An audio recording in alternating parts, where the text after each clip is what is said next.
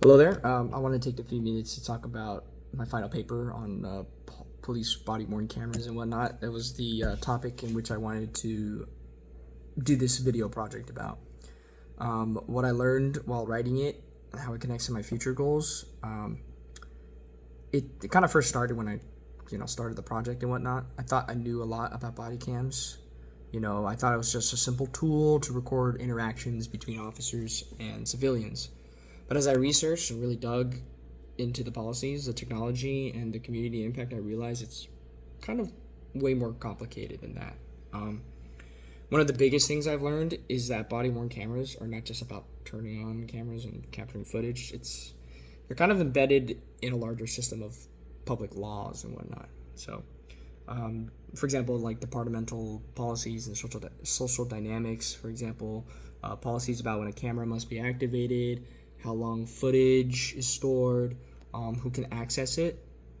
It can vary dramatically between cities, states, and counties and whatnot. And these variations can have, a real or crucial impact on the communities, especially marginalized communities like the low-income ones and whatnot.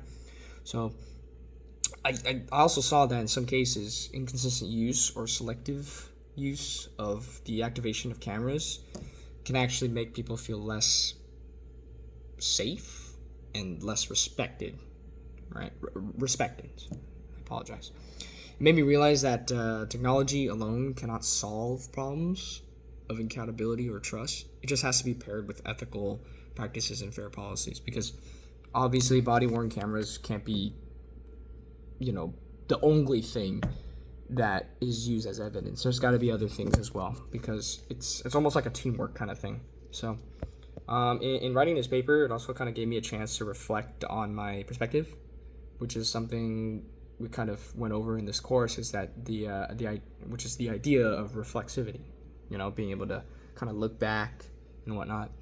So since I'm kind of planning a career in law enforcement, I had to kind of think critically about my social position and my experiences and how it might alter the way I view body cams. Firstly, it was easy to focus on the protective benefits of cameras for officers, because I learned with all the ride-along experience I have that officer safety is one of the top priorities. And so, that and like preventing false complaints or providing evidence in tricky situations, that's mainly what I thought was the only thing body-worn cameras were made for. But doing more research, I found out that cameras affect the people, or they affect people within communities, for example, marginalized communities, way more than I thought. And for example, residents might see cameras as tools for surveillance and whatnot, rather than just protection, just to spy on the citizens of a city, particularly in neighborhoods that had the negative experiences with police, but for example, LA, so this reflection made me a little more aware that accountability isn't just about evidence, but it's kind of about ethical behavior, transparency, and just building trust, So kind of from a critical, or a more of a crucial or important criminology perspective, the literature I kind of reviewed emphasizes that policing is not neutral, and that tools like body cams operate within larger social structures. The scholars I used within the paper, their names were Ariel, Braga, and White. They wrote a journal entry, and within that journal entry, they kind of pointed out that while cameras can kind of reduce some complaints and incidences of force, it doesn't fully fix all the issues, such as racial profiling or the unequal distribution of police attention across all communities, vast communities. And I found this particularly interesting because it kind of challenges the common assumption that technology is kind of like a quick solution, an easy fix for justice and whatnot. So instead, it kind of kind of highlight the journal entry kind of highlighted how important it is to combine policy and ethics and community engagement to make kind of like to basically to make these tools truly effective. And so another important takeaway for me was the ethical and privacy considerations of using the body cams, because situations like domestic disputes, mental crisis, or interactions with minors are, I'd say, a really good gray zone for most peace officers, because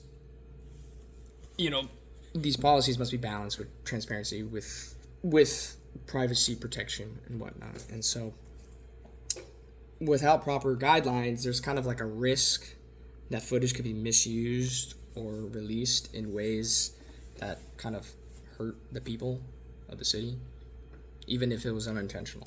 So overall, this project kind of gave me a much deeper understanding of policing, accountability, and how technology intersects with community trust.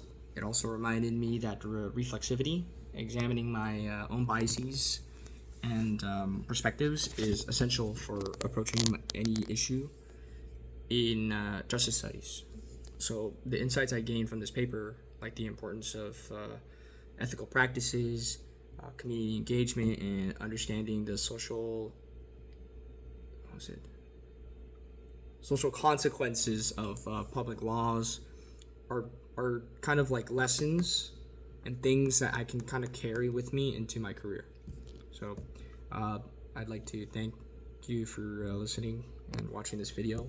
I hope my reflections kind of gave a sense of depth and complexity behind body-worn cameras, and why it's so important to think critically about how laws and technology impact communities, officers, and justice as one whole unit.